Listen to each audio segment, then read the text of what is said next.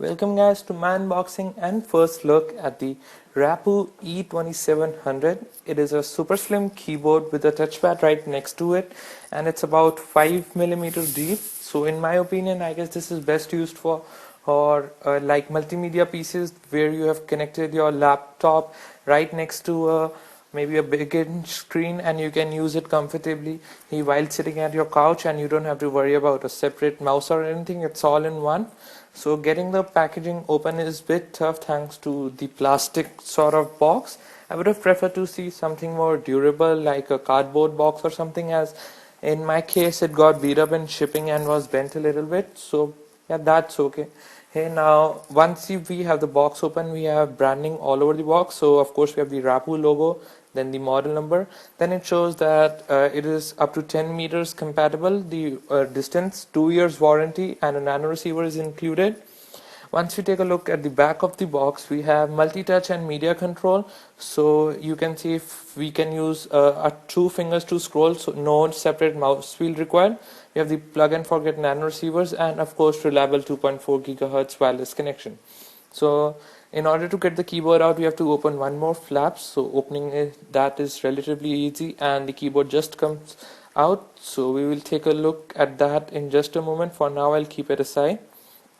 Then we open up, I guess, then we remove the branding and everything. Then that comes off as well. So once inside, there's a little plastic shelf on which the nano receiver sits. So it's pretty small, something Logitech uses for its wireless controls. We will look at that later. And inside we also have a quick setup guide with everything you need to know to get started quickly, but I guess no one reads it. So it shows the on off switch is where, then about the batteries and everything. Then also it shows how to use the touchpad. So a single tap is a left click, scrolling with 2 fingers is scrolling, and double tap with your fingers is right click. And then there's warranty information, everything, which no one I guess reads. So now let's take a look at the keyboard itself. So it is pretty small if you're used to using something like a full-size keyboard. So initially it will take time to get used to it. So here's the touchpad with the RAPOO branding on it. It has a soft texture to it, which I really love. And we have the function keys, and obviously the F1 F2 keys are also present. And if we take a look at the side, the arrow keys also double up as the page up, home, page down, end buttons. Up top, the diff keys are by default programmed for music, play, previous, next, volume up, down, play, pause, stop, mute. I guess this works for, I don't know, maybe the previous or the back and forward in browsers like Chrome, Internet Explorer, or maybe in window browsers. So it's the refresh button. Then we have the home button and the mail icon. So the mail icon also doubles as a print screen preview, and if you're using Windows 8, you can use the Windows button plus the print screen preview for taking a screenshot.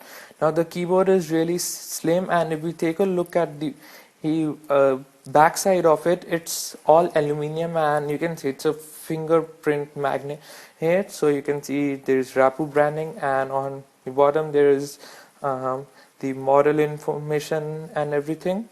Up top here is the battery cover, which you slide to open, and it takes 2 AAA batteries, so relatively easy, and so you can always close it. Then we have the on-off switch and a little place for the nano receiver, so that you don't lose it in transit. Also at the back of the keyboard you can see that thanks to the battery cover and all, it is a bit raised up. I guess it gives a comfortable typing position at a slight angle, so that's pretty good to see. On the nano receiver you have the RAPOO branding, and that's pretty much about the receiver. So we will just plug it into our laptop and we'll get back to you. So welcome back guys, we are taking a look at the RAPOO wireless keyboard and touchpad. So making it work is relatively easy. You have to take in the nano receiver and plug it into a free USB port. And on the keyboard you have to turn the switch from off to on. So that's pretty much about it. Now first of all we will look at the trackpad. So you can see scrolling is using it is normal like any other trackpad. So you just move your finger to use it. if you do single tap, it makes a left click, so like you can see it opens the new section here. And if you do a double tap, there will be a right click, so double tap and a right click is there.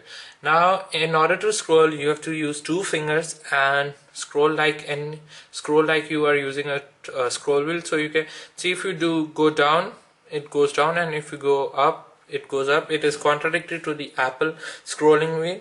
So you can see the function keys are up top, and in order to use them, you actually have to press the function button with the key you want to use. So let's say I want to press F5, so I function and F5, so there you go, it reloads the page. Now my biggest the thing I don't like about this is that I'm not able to use it properly, since I'm always been used to full-size keyboards like in a laptop, so I always use it with two hands. So no, that's not possible here. So like if I want to type in facebook.com, so if I do it with one hand, then I'm okay, but let me just keep it, and I will try to do it with two hands. So like you can and see what I did. It's FASBII. So let me just zoom in there.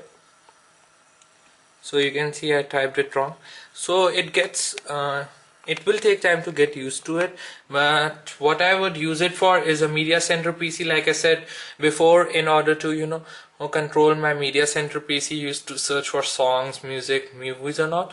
But occasionally if you get used to it, you will be able to use it.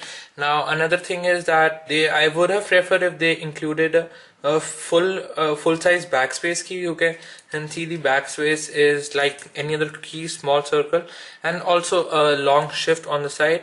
But I guess these are the design compromises you have to make when you're making a device which is so thin. And also it has bulk weight to it, but in all, I say this is a pretty good keyboard if you want to use it for multimedia, or even if you want to use while you're traveling and all. It's pretty good. The best part is that it has a touchpad right next to it, so you don't have to carry any other mouse or anything. So that's it guys for this video. Make sure you subscribe, like the video, and comment down below. I will see you in the next video. Thank you guys for watching. Bye bye.